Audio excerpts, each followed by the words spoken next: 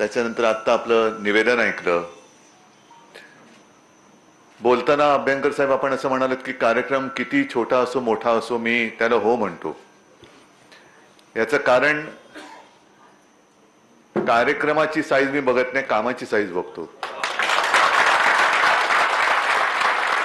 कार्यक्रम छोटा असेल आणि हा काय तसा छोटा कार्यक्रम नाहीये. जर का सगळे एकत्र केले, सगळ्या संस्था, सगळे मुख्याध्यापक, तर किती विद्यार्थी होतील. म्हणजे या खोलीमध्ये किती हजारो विद्यार्थी बसलेत असं समजा. आणि आयुष्यामध्ये चांगलं शिक्षक आणि चांगलं शिक्षण हे मिळालं नाही तर काय होतं त्याचं एक आत्ता तुम्ही जो बोलला ना, ड्युटी म्हणजे मशाल आणि दिवटा म्हणजे, तर असे जे काही ड्युटी निघालेत त्यांना मशालीचं महत्व कळणार नाही आणि कळलेलं नाही. ही गंमत आहे मराठी भाषेची.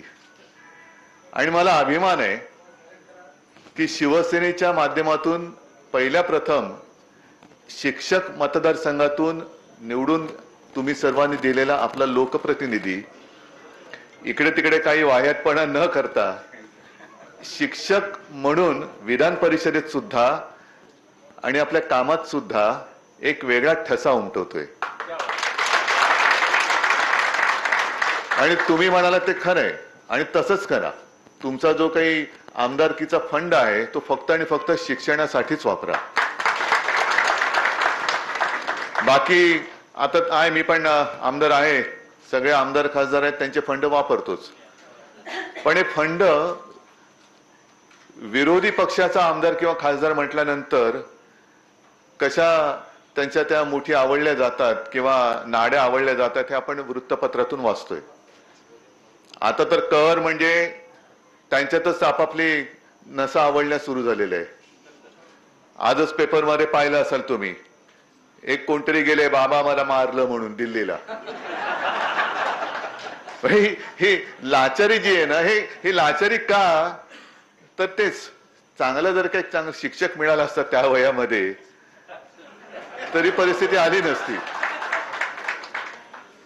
आणि गेल्या वेळेला मला वाटतं मी माझ्या आजोबांचं एक उदाहरण तुम्हाला दिलं होतं, कारण हे तुम्हाला सांगितलं पाहिजे, मागेही सांगितलं असेल की शिवसेना प्रमुखांना आणि माझ्या आजोबांना दोघांनाही शालेय शिक्षण पूर्ण नाही करता आलं. दोघांनाही जवळपास 7वी मध्ये फी भरायला पैसे नाहीत म्हणून शाळा सोडावी लागली. पण शाळा सुटली तरी त्यांचं शिक्षण नाही थांबलं. कारण घरामध्ये संस्कार हा एक विषय असतो, तो घरामध्ये जास्त असतो. आपण मुलांना संस्कारित करतो, संस्कार देतो म्हणजे नेमकं काय करतो.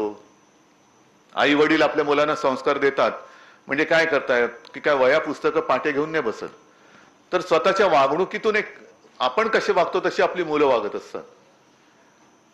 आणि मग घराणेशाही म्हणते ती तशीच, म्हणजे वडिलांनी एवढा घोटाळा केला तर मुलगा आणखी मोठा घोटाळा करणार. तर ह्या सगळ्या गोष्टी या संस्कारातून येतात. आणि आता नवीन आधुनिक जे काही तंत्रज्ञान तुम्ही म्हणताय, कॉम्प्युटर हे आहेच, म्हणजे आता माध्यमं ही बदलायला लागली. आजही शाळेमध्ये पाटी आहे की नाही मला कल्पना नाही, कारण आपण सगळेजण जे माझ्या वयाचे आहेत ते पाटीवरती अक्षर गिरवत शिकलेलो आहेत.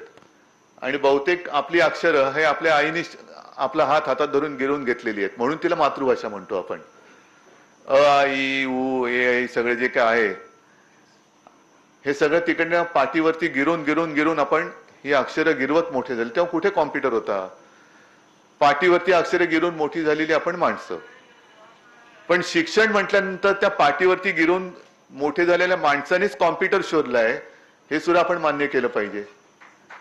तो सुद्धा कोणी जो कॉम्प्युटरचा शोधक किंवा जनक असेल तो सुद्धा तेव्हा कुठे शिकला असेल. आणि शिक्षण पद्धती ही कालानुरूप मला असं वाटतं बदलत गेली पाहिजे. मध्ये मी एक यांचा सोनम वांगचुक त्यांचा कार्यक्रम पाहिला.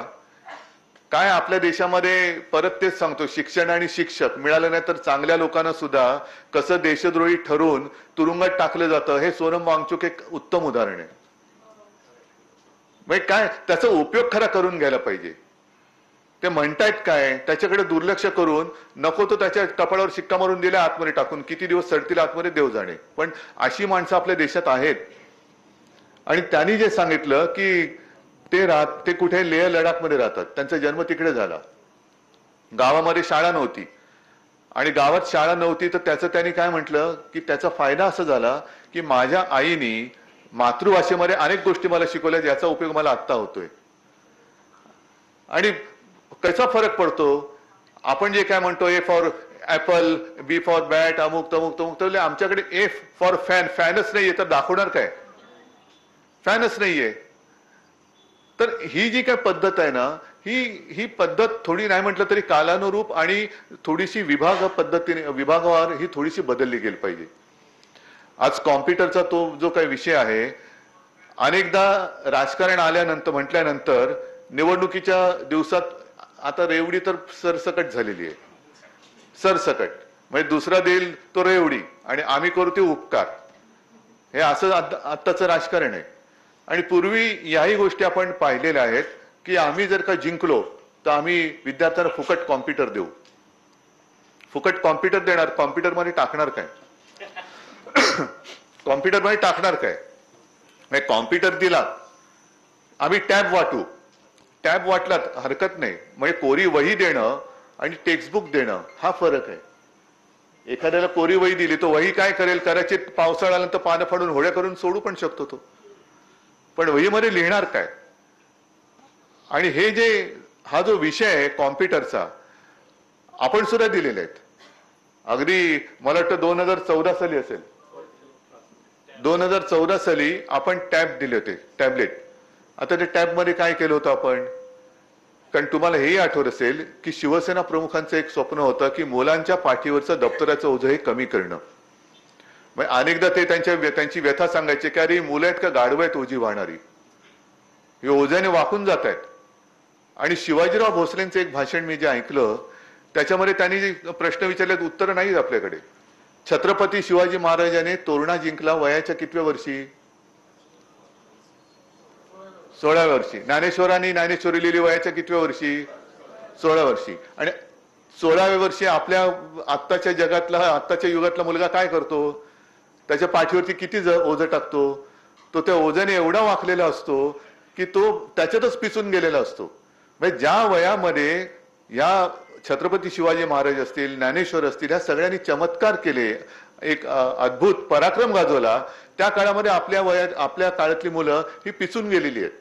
मग ती उठून उभी राहणार कधी, त्याच्यातनं बाहेर पडतात ते एकदम कॉम्पिटिशनच्या जगामध्ये पडतात बाहेर, त्याच्यामध्ये त्यांची दमछाक होते. बरं, पालक सुद्धा असे असतात की एवढे विषय नाही शिकला तर आपला मुलगा किंवा आपली मुलगी ही स्पर्धेत मागे पडेल, त्याच्यामुळे सगळं काही हे त्याच्यावरती आपण लादण्याचा प्रयत्न करत असतो. आणि हे सगळं शिकत असताना मध्येच एखादा कोणतरी वैभव सूर्यवंशी सेंचुरी मारतो का, परत झालं, त्याची आई, त्या मुलाला आवड आहे की नाही, बॅट बॉल सगळं घेऊन पॅड बीड घेऊन क्रिकेटच्या कोचकडे आमच्या मुलाला सुद्धा वैभव सूर्यवंशी करा. एखाद्याने कुस्ती खेळली, कुस्ती, एखाद्याने बॅडमिंटन. मग ह्या सगळ्या स्पर्धेच्या युगामध्ये मूळ जे आपलं आहे ते विसरून जातो.